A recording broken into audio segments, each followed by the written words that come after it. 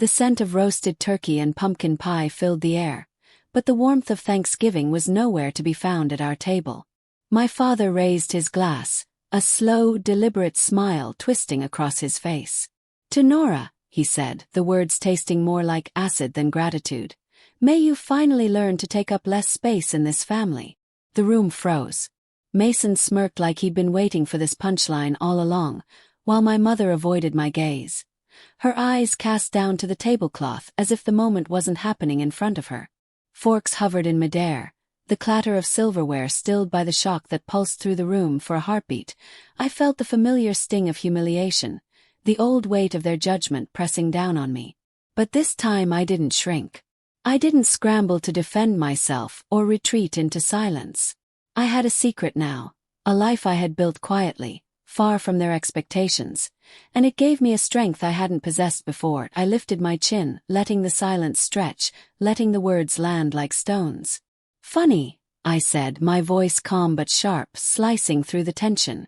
"I've been taking up space, 3,000 miles away. My new apartment in Seattle has more light than this house ever let me see. And for the first time in years, I'm living exactly the way I want." The air thickened. My father's glass wobbled in his hand. Mason's smirk faltered, confusion flickering behind the practiced arrogance. My mother's eyes widened slightly, a mixture of shock and guilt crossing her face, but she still didn't meet mine. Silence had claimed the room entirely. Even the faint hum of the heating system seemed to pause in respect for the words that had landed so firmly, and in that quiet, I felt a rush of power, not because I wanted revenge, though part of me reveled in the sting of their discomfort, but because I had claimed something they could never touch, my independence. They had spent years trying to shape me, mold me, and dismiss me. Yet here I stood, calm, composed, and untouchable in my truth. They didn't know the half of it. They had no idea what I had already discovered, the doors I had opened, the secrets I'd quietly collected. This Thanksgiving was supposed to be just another performance of their control over me, but I had rewritten the script. For a moment, I simply let them sit in the weight of that realization. And then, as the first fork finally clinked against the plate, I smiled, not maliciously but knowingly. They thought that was the moment everything changed. They thought that was the moment everything changed. But what I'd been building in secret was about to shake everything they believed about me. Keep watching. Before the sharp edges of Thanksgiving, before the quiet power I wielded in Seattle, there was a long stretch of gray mornings and quiet defeats in suburban Indianapolis. Our house looked perfect from the outside. White shutters, trimmed hedges, a driveway wide enough for 3 cars, but inside it was a different story. The walls whispered judgments, the air felt heavy with unspoken comparisons, and I had learned to navigate the currents of favoritism as carefully as a tightrope walker. Mason, my older brother, was the golden child. His trophies lined the shelves, shining under spotlights that seemed to follow his every move. Football games were loud and boisterous. Dad's praise echoed like a drumbeat through the house. "That's my boy," he'd roar, clapping Mason on the back, his pride impossible to ignore. Every cheer was a reminder of my own absence, a weight pressing on me from all directions. Meanwhile, my own achievements, a science fair win here, a writing award there, were whispered in corners, often accompanied by some cautionary note. "Don't make your brother feel bad," Dad would say, or, "That's nice, Nora, but don't get ahead of yourself." The words weren't harsh in tone, but they cut deeper than any scream could. Each dismissal, each gentle correction, was a small cut delivered with a smile. A pattern I recognized too late, a pattern that taught me I could never be enough by their measure. Mom tried to navigate the tension, but her avoidance only made the silence louder. She never raised her voice, never directly intervened. She nodded, looked away, or muttered a quiet, "Don't fight," when the tension rose.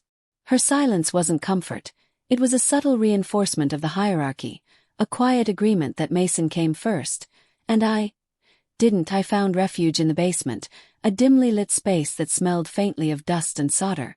There, surrounded by discarded radios, broken cameras, and half-torn computers, I could disappear into a world where effort mattered more than favoritism. I'd sit for hours, screwdriver in hand, coaxing stubborn machines back to life. In that underground sanctuary, I learned patience, precision, and quiet resilience. The machines didn't care who was the favorite. They only needed someone willing to listen, to understand their inner workings, to fix what was broken. And there was Grandma Ella, my constant and unexpected ally. She would slip down the stairs into the basement with a thermos of cocoa and a warm smile. "You see the world differently, Nora," she'd say, eyes twinkling. "And that's a gift, not a curse." Her words were an oasis in a desert of indifference, proof that I wasn't invisible everywhere, proof that someone recognized my worth. Those early years taught me to navigate the subtleties of cruelty and indifference. I learned to endure, to hide my frustration, to measure my words. I learned that survival often meant patience and observation, that sometimes the loudest voices in the room weren't the ones who mattered most. I learned early that machines don't have favorites, they just need someone willing to listen. That skill would become my escape, but first I had to survive 18 years of being invisible. The acceptance letter to a top engineering program arrived on a crisp spring morning, its envelope almost glowing with promise. My hands trembled as I unfolded the page, the words blurring slightly as excitement and fear collided. This was my ticket out, the chance to escape the quiet suffocation of Indianapolis, to step into a world where my effort mattered more than favoritism, a place where my existence wouldn't be measured against Mason's shadow. I could already hear the predictable response from my father when I told him. And I was not disappointed. "That far," he said, his tone sharp and dismissive. "Figure it out yourself." No congratulations, no pride, just the cold expectation that I would scramble alone. And scramble I did. Nights spent juggling part-time jobs, saving every penny, counting hours and dollars until the flight to Seattle became not a dream, but a carefully calculated reality. Boarding the plane alone, I felt a mix of liberation and anxiety. For the first time, the horizon didn't include their judgment. The city skyline of Seattle welcomed me with open arms, a place where I could breathe, create, and most importantly, exist without the constant reminder that I was the other child. I carved out a life piece by piece. Tiny apartment, long hours at labs and internships, friendships built from scratch, skills honed until they gleamed. Here I could finally measure myself against the world, not against their expectations. But distance, I soon realized, has its limits. I had imagined that 3,000 miles would make them notice me, would finally earn their respect, would somehow heal the years of indifference. Yet even in my absence, the dismissive words echoed in my mind. "Figure it out yourself." Distance did nothing to change their perception, did nothing to fill the void left by their failure to see me. I had built a life of independence, yes, but acknowledgement from them remained stubbornly out of reach. And then came the fateful Thanksgiving. The calendar was marked, the tickets booked. I returned to Indianapolis, not for reconciliation, not for validation, but to confront a reality I had avoided for years. I knew the dinner table would be a battlefield of unspoken grievances and long-held prejudices. I knew the room would test everything I had built in Seattle. But I was ready that I had brought my life with me, piece by piece, like armor beneath my calm exterior. I had learned that true freedom doesn't come from distance alone. It comes from claiming your own worth, whether anyone else sees it or not. I thought 3,000 miles would be enough. I thought success would make them see me. I was wrong. But that Thanksgiving night, I finally understood something that would change everything. I didn't raise my voice. I didn't slam my glass down. I simply stood, smoothing the front of my blouse, and walked away from the table. My mother's whisper barely reached me over the pounding of my own heartbeat. "Nora," she said, tentative, a plea disguised as a name. But I didn't turn back. Not this time. The streets of Indianapolis were unusually empty that night. The glow of streetlights painted long shadows across familiar sidewalks, the same streets I had navigated as a child. Streets where birthdays had passed unnoticed, where forgotten competitions had left me clutching invisible trophies no one celebrated. Memories surged as I drove. Mason grinning with his football trophies, Dad's applause booming over my quiet wins, my mother looking away. Her silence heavier than any words could have been, pain twisted in my chest, but beneath it, a slow, steady current of clarity began to flow. The hurt was still there, But now it was sharp enough to cut through confusion and fear. I realized something crucial. The pain wasn't just about being dismissed. It was about understanding the mechanics of it, seeing the pattern for what it was, and refusing to be trapped in it any longer. The next morning I met Grandma Ella Laner at our usual diner. The smell of fresh coffee and sizzling bacon was oddly comforting, a balm for the residual tension clinging to me. We slid into a booth, and Grandma's gaze met mine evenly, like a mirror reflecting all I had tried to hide. "Equal seats. Good girl," she said softly, and in that moment, the words were more than a phrase. They were an acknowledgement, a validation of years spent being invisible in a household that prioritized control over connection. As we talked, she slid a worn folder across the table toward me. Bills, statements, ledgers. All carefully saved, a record of Dad's control over the family's finances. I flipped through the pages, a wave of recognition washing over me. The patterns were clear. It wasn't just me. It was Mason, it was Mom. He had confused control with love, wielded influence as though it were care, and punished independence as though it were disloyalty. Grandma watched me, her eyes steady. "Your father confused control with love," she said again, as if repeating it made the truth more undeniable. The clarity hit me like a thunderclap. The control, the favoritism, the dismissals, it wasn't random. It was calculated. And now, finally, I could see it. Not just for my own life, but for everyone it had touched.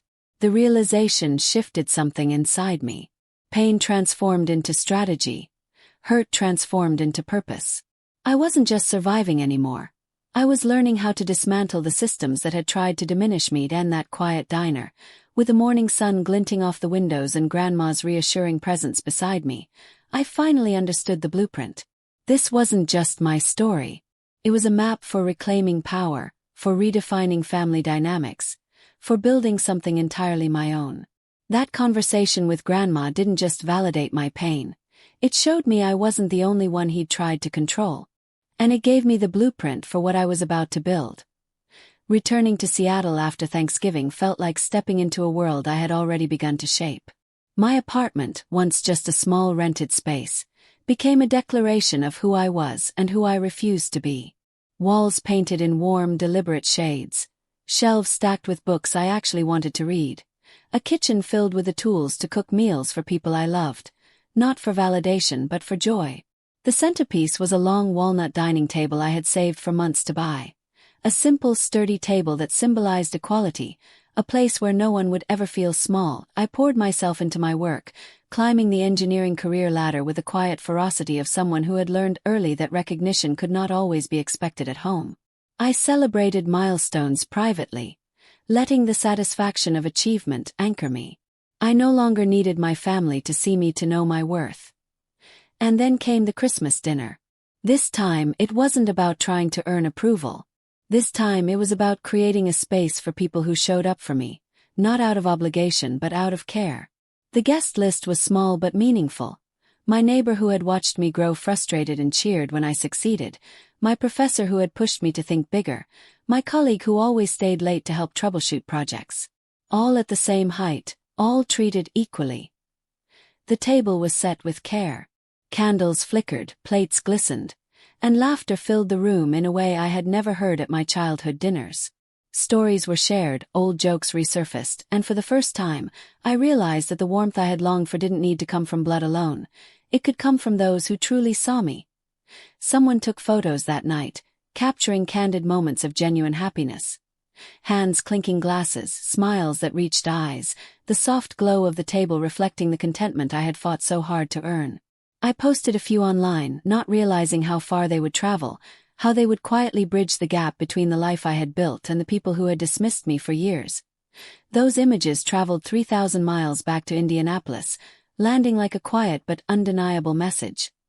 I had taken up space, and I had done it beautifully. The contrast between that night and my family's dinners couldn't have been starker. There were no comparisons, no whispered judgments, no hierarchy. Just warmth, just equality, just recognition for the person I had chosen to become. And yet, I didn't anticipate the ripple effect. I didn't know those photos would travel 3,000 miles back to the people who had said I took up too much space. But 3 days after Christmas, my phone rang, and my father was furious. I didn't know those photos would travel 3,000 miles back to the people who said I took up too much space. But 3 days after Christmas, my phone rang, and my father was furious. The phone rang just 3 days after Christmas, and the number flashing on my screen made my chest tighten. It was him, Dad. I answered, bracing myself for the familiar mix of criticism and condescension. "You're making the whole town talk, Nora," he began, voice sharp and tight. "These photos. You've embarrassed us. Everyone can see what you've done, how you've taken over." His words were more about their image than me, never about my happiness or safety, just the reflection of me in their carefully curated world. I felt the old sting rise, the urge to apologize, to soften, to vanish into the background as I had for decades. But then I heard it, the gentle, unwavering voice of Grandma Ella Lehner from the other side of the line. "You've controlled this family long enough. Let her live her life without guilt." Her words were a shield. My calm returned, steadier than ever. "I didn't do anything to embarrass anyone," I said, my voice even. "I built a life, Dad. A life that's safe, warm, and welcoming. Something you never offered." His tone sharpened, frustration simmering. "We raised you. You're forgetting everything you owe us." "I don't owe anyone my self-respect," I replied. "I owe myself honesty, dignity, and boundaries. And I've learned that boundaries protect relationships rather than break them." There was a pause.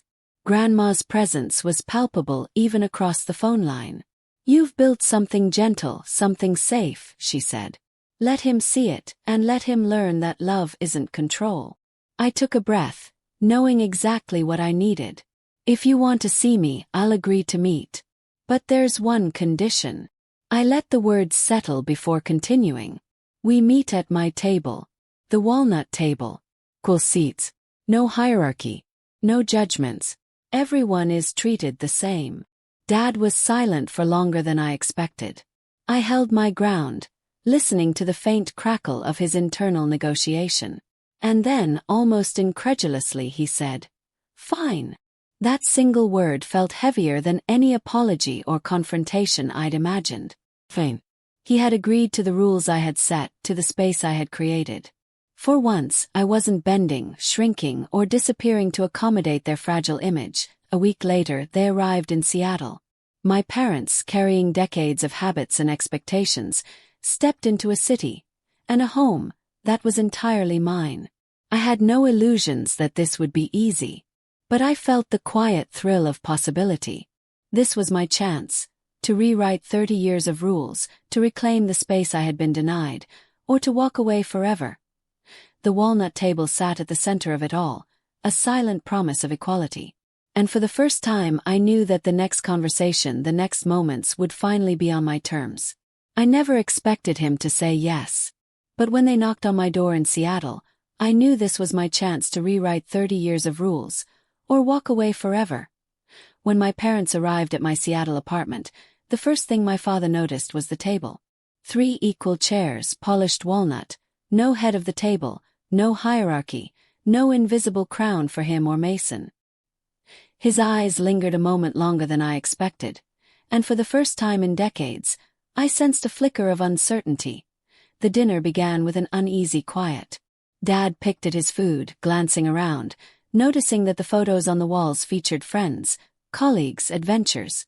Not a single family snapshot from Indianapolis. There were no apologies, no acknowledgement of past slights. The silence was heavy, but it belonged to me now. I was no longer shrinking to accommodate it. Eventually, the conversation turned to truths that had been buried under decades of assumptions. I spoke carefully but firmly about the impact of their favoritism, the subtle cruelties, the invisible rules I had been forced to navigate. "Intentions don't erase impact," I said. "You may have thought you were guiding me, but what I felt was being dismissed, being invisible." Dad's voice, barely more than a whisper, trembled. I didn't know how to love you the way you needed," he admitted, the weight of unspoken regret pressing against the words. Mom, tears glimmering in the soft light, asked softly, "Can we try?" I looked at them both, taking a deep breath. This was the moment I had been building toward. Not revenge, not control, but clarity. "I'm not coming home," I said. "But you're welcome here as equals. No hierarchy. No rulers. Just this table, this moment, shared honestly." My father nodded slowly. "We'll try," he said, and it sounded like a promise stretched over decades of silence. The dinner ended quietly. The door closed softly behind them, without sting, without the clamor of past conflicts echoing through the room. It was a beginning, small and deliberate, yet monumental in its significance. On New Year's morning, I sat by the window with a cup of coffee, sunlight spilling across the apartment, and my phone buzzed. It was Grandma Ella Lehner. "He listened," she said, her voice warm and proud. And in that moment I realized something profound. Some children grow up to make their parents proud, others grow up to make themselves free. I smiled, finally unburdened, finally whole, finally owning the space I had claimed for myself. My table was full, not of perfection, but of truth, respect, and equality. And that, I realized, was everything. If you've ever had to rebuild your own table, if you've ever had to choose yourself when no one else would, drop a comment below. Your story matters. And if this resonated with you, subscribe, because there are more stories of people who refuse to stay small coming soon. You won't want to miss them.